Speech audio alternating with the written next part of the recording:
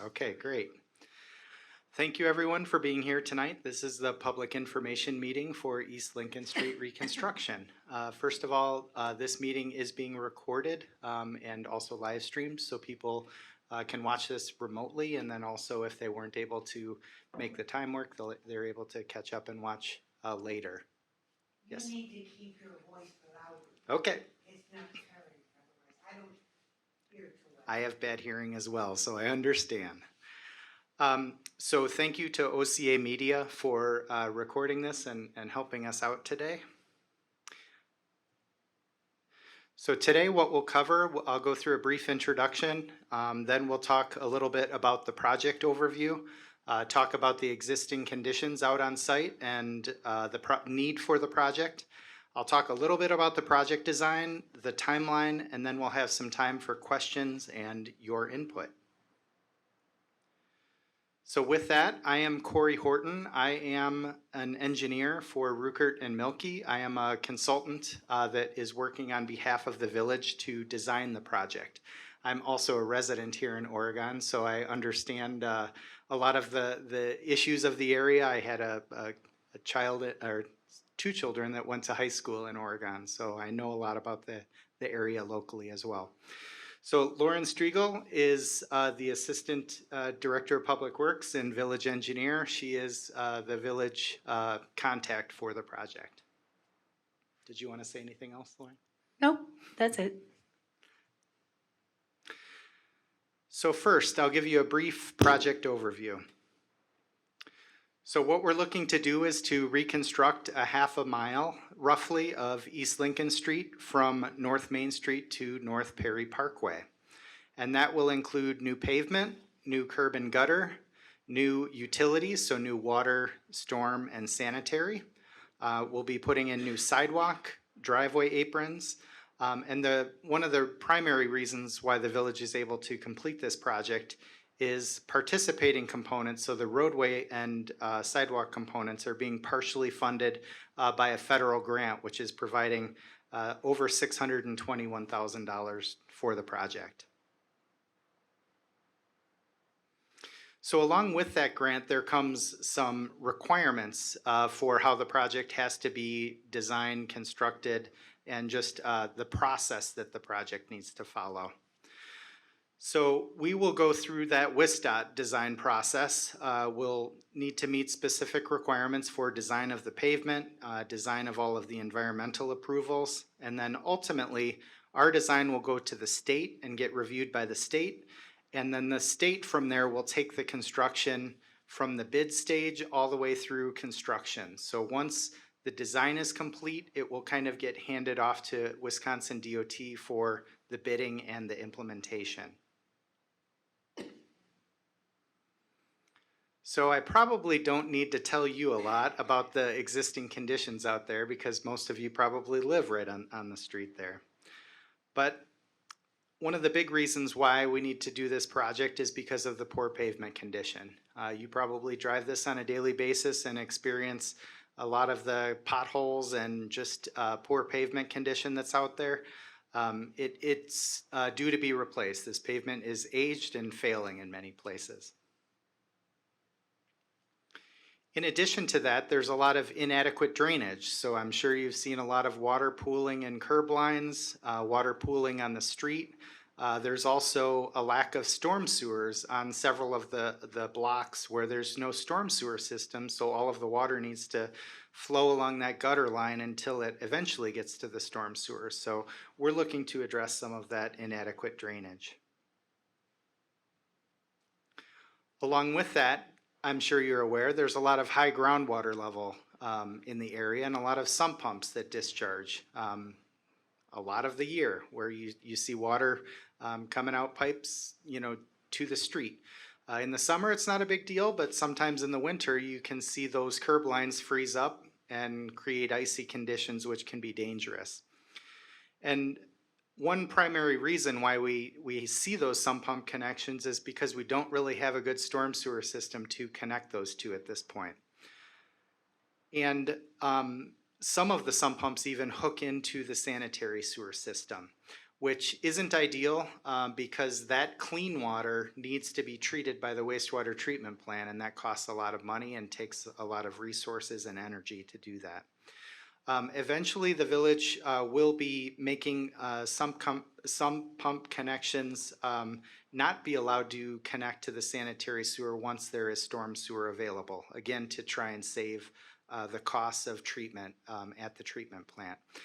The village is going through a wastewater treatment plant expansion, and they want to make sure that the money that is getting spent on that is reflective of what's actually needed to not treat all of that clear water. Did you have anything you wanted to add here? Nope, I think that's a good thing to hit there. Okay. So in addition to kind of the pavement of what you see at the surface, there's a lot of utilities and infrastructure underneath the ground that you don't see. On the left here where you see all of the yellow stars, those are water main breaks that have occurred in the street. Many of those are due to that water system being very old, and it's kind of at its lifespan. In the bottom picture in blue, you see that 4-inch H2O. That's a 4-inch water main, and that's a very small pipe for supplying a lot of residences that are in the area. In general, the standards now are 8-inch water mains are provided, so there's some very undersized water mains in the area. And then the sanitary system is also very aged. There's a lot of need for continuous cleaning of the sanitary system because those pipes are so aged and they're cracking. So this project will replace a lot of that. In addition, there's a lot of issues with accessibility, especially for Americans with Disabilities Act. Many locations, the sidewalk is only 4 feet wide. Current standards have us make sidewalk 5 feet wide. And then there's also inadequate ramps where those sidewalks meet the street. In many places, they don't have the detectable warnings that we currently use with our new standards. And there's also some missing ramps at locations like on the north side of Oak Street, where there's only a ramp in one direction. So our proposed design. So most of our project is going to replace the things that you see in kind. So we're not looking at widening the street. We're not changing a lot at the surface, with the exception of, as I mentioned, where the sidewalk is only 4 feet wide, we're going to widen it to 5 feet. We're going to add a few curb ramps at Oak Street to make those crossings easier for pedestrians. We're going to add storm sewer where there currently isn't storm sewer located, especially to the east of Oak Street, from Oak Street basically to the high school.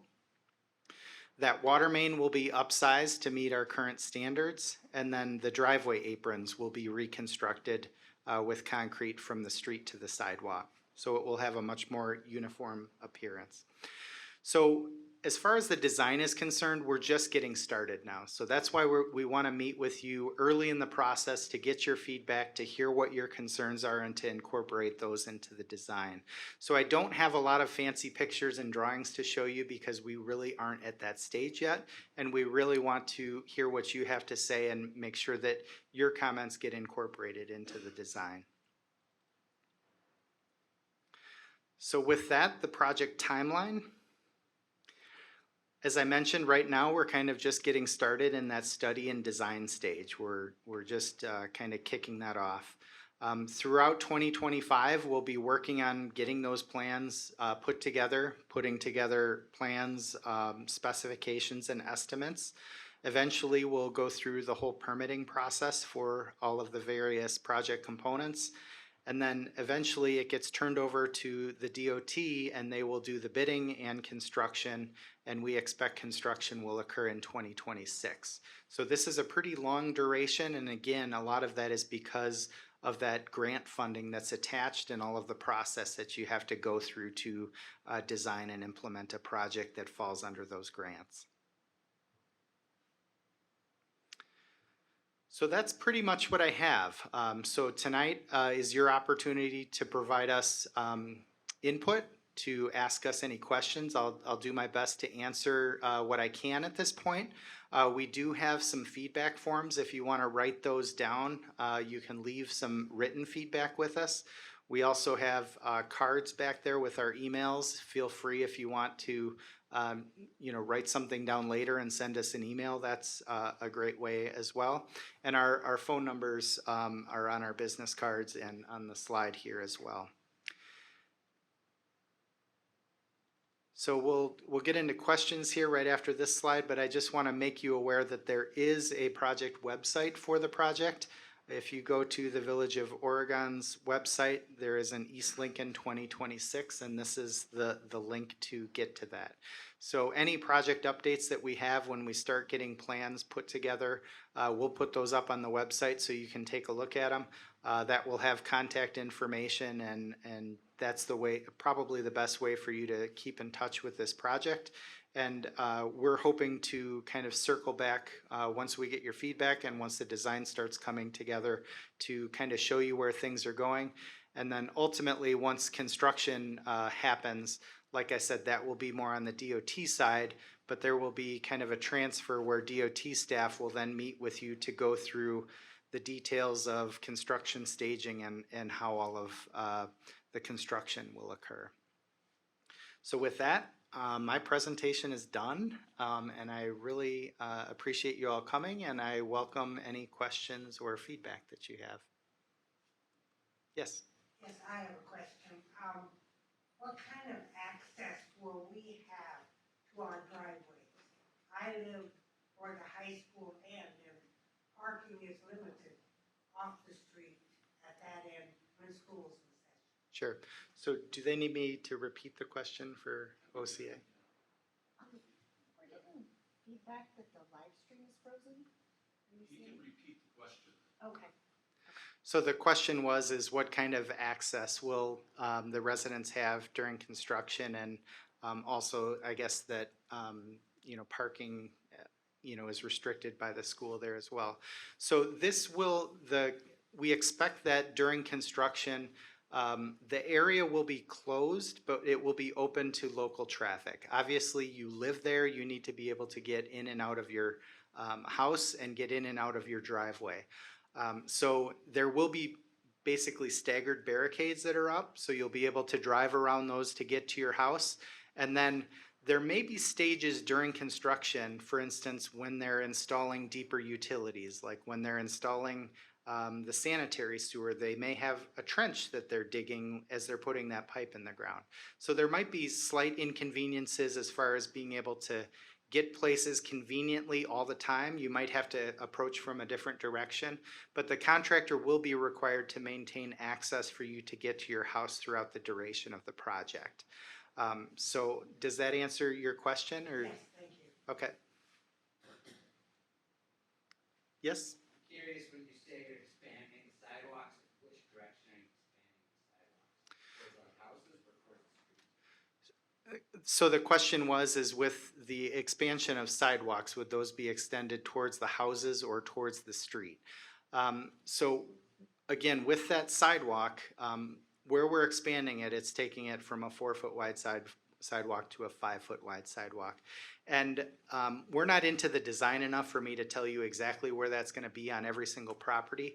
And that will really depend on where the existing sidewalk is relative to where the village's rights of way or basically property for the road is located.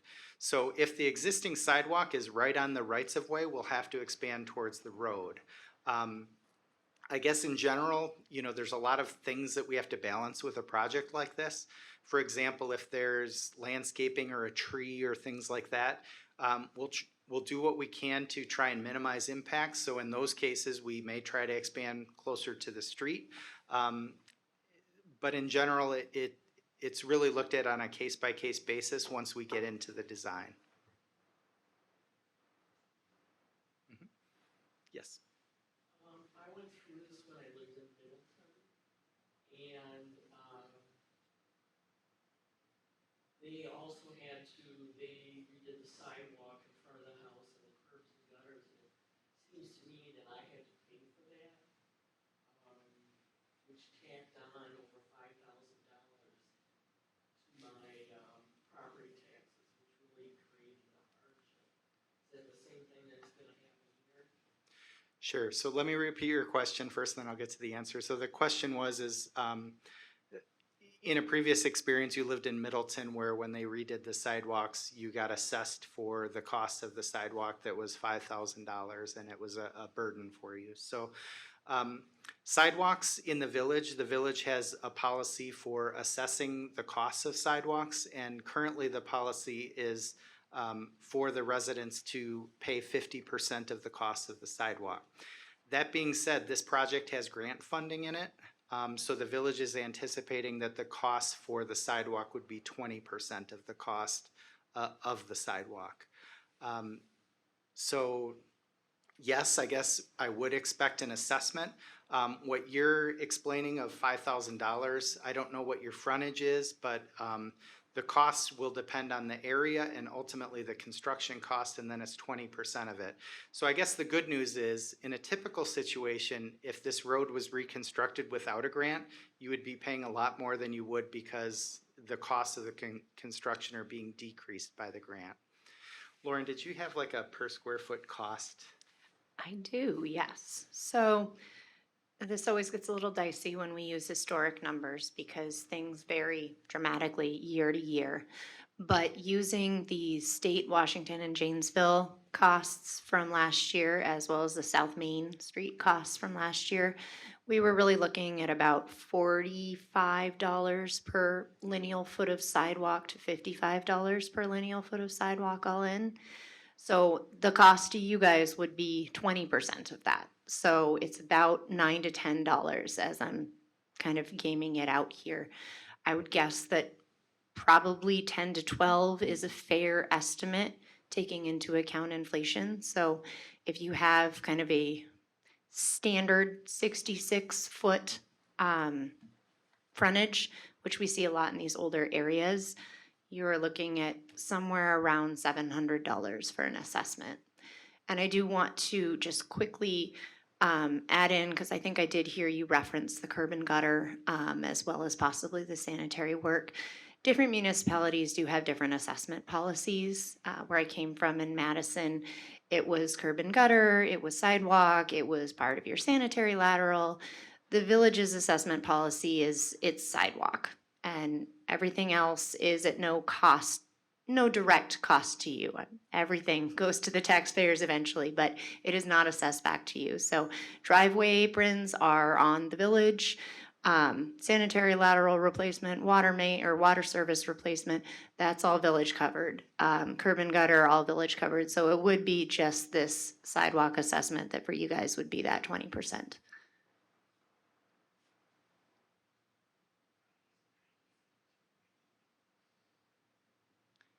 Yes. Will the terrace be torn up then during this construction? So Like the on Main Street, Janesville Street, they did that, right? Sure. So the question was, will the terrace be torn up during this construction? So with the project, we'll be replacing the curb and gutter. We'll be replacing the sidewalk. As Lauren mentioned, there's sewer laterals, there's water services that go basically from the street to your house. So there will be, a lot of places where there will be things removed, there will be trenches dug. So yes, I would expect a fair amount of the terraces are going to be, disturbed. That being said, if there's, special things in the terrace that we can avoid, we'll try to do that. And anything that does get disturbed will get restored and get, reseeded as a part of the project. So it's not like we're going to disturb it and leave you dirt to clean up. It will be restored back to grass. I'll jump in here just because this is kind of a fresh trauma for me. Restoration is always the hardest part of any one of these projects. So you're seeing it on Janesville. I can imagine that at least probably one of you is thinking, are we going to get those weed patches that we are seeing on Janesville? No. Those weed patches will not remain on Janesville long term here. We're working with the county on that, but it is often a kind of trial and error situation. They'll seed in the fall, it won't take, they'll come back. So keep that in mind. Please just remember, you can always reach out to us. We will have eyes on that, but we will work with you guys to get that restoration right. It's always a challenge, and it does pretty much always take more than one go at it. It really depends on the conditions that occur too. You know, if they seed and then it's dry for 2 months, it makes it difficult for them to get good restoration. If you get optimal conditions, sometimes it does turn out well, but I guess be ready that, like Lauren said, it may take a couple times of calling the contractor back to re-topsoil, reseed, and to get it looking nice. I guess one other thing that I didn't mention in my presentation, we are coordinating a lot with emergency services as well as the school district and businesses in the area, just to make sure that they understand the scope of the project. Obviously, during construction, we also want to maintain access for emergency services. So if we are making direction coming in from let's say Main Street, we'll make sure that the contractor makes emergency services aware of that so they can respond as quickly as possible. So we will be coordinating with all of our project partners to make sure this is as smooth as possible. Yes? I think I'm one of the few houses on East Lincoln that still has a very old tree in the terrace. Mm-hmm. And it looks like it's on its last leg, so that would be taken care of before you went try and save that or anything. It's like raising up sidewalk, the roots are higher than the curb line. Right. So the question was, is there's a tree that is, the roots are raising up and it's heaving the sidewalk, would we save that? So that's part of the reason why we're here tonight. Different people have different perspectives on that. I've worked in similar situations where people want to save every tree at any cost. So a lot of that is up to you, and we can discuss, I guess, the specifics of what you're talking about. If your preference is to remove the tree, we can talk about that. If your preference is to save it, we should probably take a look at it on site and make sure that the construction, that it's feasible to do the construction and have the tree live long term. I've had a lot of projects where if you're doing construction right next to a tree, frequently it might live a couple months and then it die on you, and that's, I think, worse than dealing with it up front and planting a tree in an appropriate area where it will be successful. So we can definitely work with you on that. If you would either send us an email with your address or fill out one of those written comment forms and get those to us, and we can talk to you about it. Yes. Do you have an estimate on length, how long we're looking at for the project? Sure. So the question was, do we have an estimate on the length for the construction, I'm presuming, of the project? So I don't at this point. It's something that we're very concerned about. So as you know, there's several schools in the area. We're trying to phase the construction in a way to disrupt those schools as little as possible. So we would like to, condense areas of construction, especially, where access is needed, into shorter durations. So the contractor may kind of bounce around to different locations. So that might drag out the overall construction a little bit longer, just so we can do pieces of the construction completely in areas where we need to maintain access for the schools. So at this point, I don't have a schedule completely worked out in writing, but a lot of that will come through the coordination with the school district and what their priorities are with maintaining access. So for example, we may try to, once school is out, really hit the section between Main Street and Soden so they can get in and out to Prairie View. And similarly, we may try to leave a section either from Perry to Oak or Main to Oak open so people can detour around more easily as well. So depending on the phasing of how all of that goes, it may, shorten or lengthen the project. I kind of doubt that it would be possible to do 100% of the construction when school is out completely, just because there's a lot of work. It's not just the road work, it's all of the utility work that has to happen underground, and that takes a lot of time. Yes? Do they tear up the whole section and do all that underground work at the same time? So the question is do they do all of the work at the same time and tear it up all at the same time? So the utilities are at different depths. So the sanitary sewer is usually the deepest, and then you have the water main, which is usually 6 to 6.5 feet deep, and then the storm sewer is even shallower. So usually what will happen is you'll have separate crews that go through. A crew will go through and do sanitary sewer, a crew will come through and do water, and then a crew will come through and do storm sewer, and then they'll work on the road work. So that usually will, proceed as quickly as they can from one stage to the next. And sometimes they'll try to not disturb the whole road, for example, when they're doing the sanitary sewer, just to maintain access for people. So they'll do a trench and they'll keep a pathway so cars can get through to get to their homes. So as they're doing these trenches and as they're doing this construction, they're trying to do what they can to maintain access. And it's not like they dig a trench from one end to the other.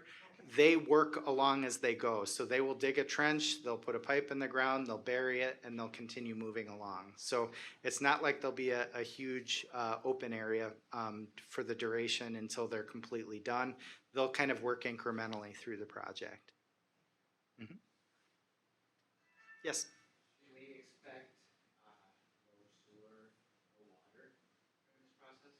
So the question is could you expect no sewer or no water during this process? So obviously that is key for you to live your life. You kind of need to be able to turn the faucet on and you need to be able to flush the toilet. So there will be a period, excuse me, when they are doing the ultimate switchover of the water and also the sanitary. Currently you're connected to the old system and they need to get you connected to the new system. So usually what they do is they'll construct the new facilities in a different location. They'll get it close and then they'll make that connection as quick as possible. So when they do that, they will notify you, like we're working in this area on these days. We expect your water will be off for these hours. It's not like they're gonna turn your water off for days. It will be a matter of hours as they're switching it over and then they'll get you back live. Same thing with the sanitary sewer. I want to just quick jump in here. One thing that we found when we were working on state in Washington is that the older the mains, quite honestly, the bigger the issues that come up. Where we had these areas of old 4-inch mains, not only did we have kind of planned outages as they did switch over the water, but sometimes these older mains just broke. And we were faced with a couple of hours with the water being out because we had a full line break and our staff had to go out and shut down valves. So that could happen given the age of the infrastructure in this area. When it does happen, our staff is virtually always on site, and they are going around and knocking on doors and telling people what's going on and giving them estimates. So we do our utmost to be communicative. We appreciate patience when these things that we don't plan happen. But like Corey said, when we know in advance that things will be shut down, you guys will have warning. Yeah, that's a very good point. The exhibit that I showed you with the yellow stars were water main breaks. I'm sure some of you were probably disturbed when those happened.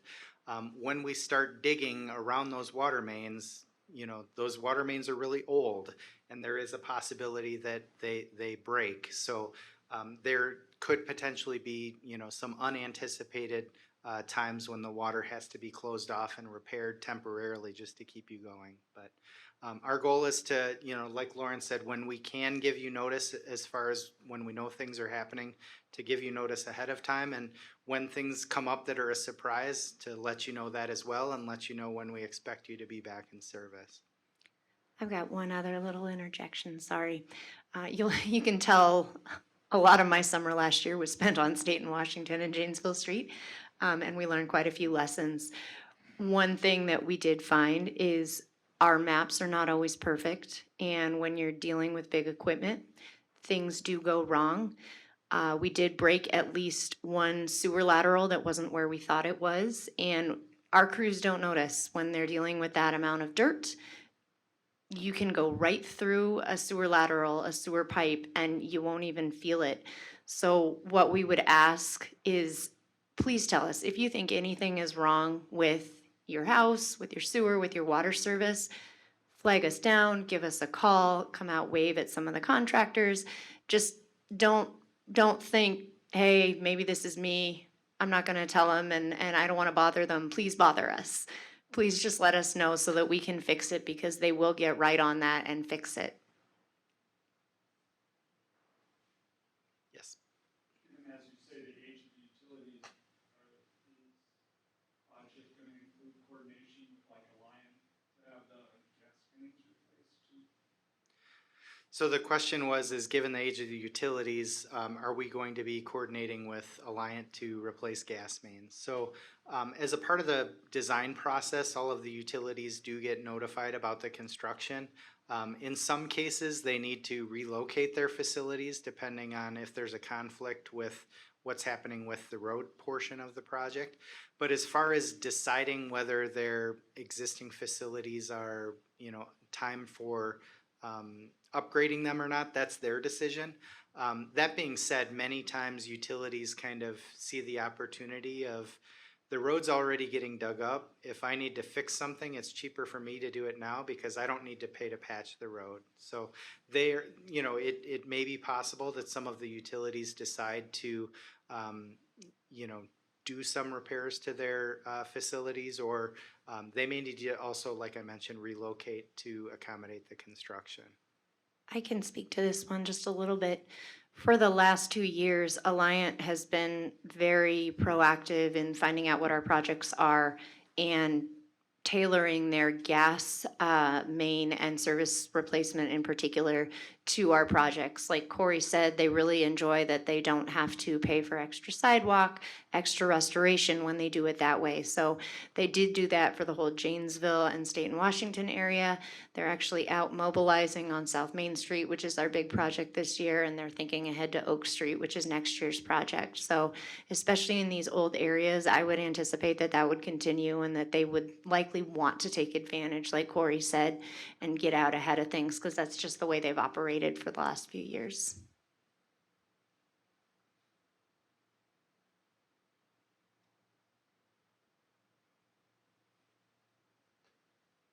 Any more questions?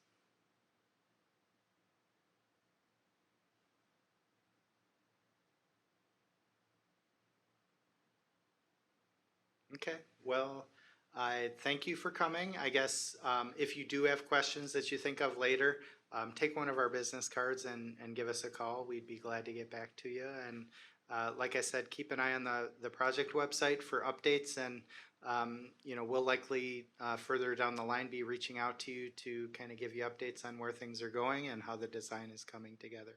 But thank you.